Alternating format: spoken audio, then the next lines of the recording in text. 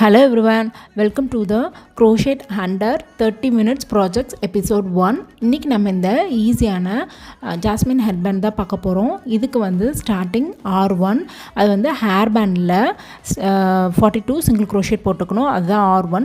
Next R2 வந்து நம்ம R1ஓட எந்த சிங்கிள் க்ரோஷேட் ஸ்பேஸ்லேருந்து வேணால் ஸ்டார்ட் பண்ணிக்கலாம். 3 செயின் போட்டுட்டு அதே ஸ்பேஸில் பஃப் ஸ்டிச் 4 டைம்ஸ் வந்து யார்ன் அவுட் பண்ணிக்கணும் ஹூக்கில்.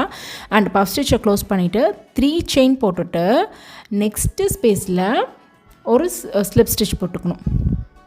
ஸ்லிப் ஸ்டிச் போட்டுட்டு அதுக்கு அடுத்த ஸ்பேஸில் அகெயின் ஒன் ஸ்லிப் ஸ்டிச் போட்டு அண்ட் 3 செயின், அந்த இடத்துல இருந்தே 3 செயின், அங்கேயே திரும்ப பஃப் ஸ்டிச்.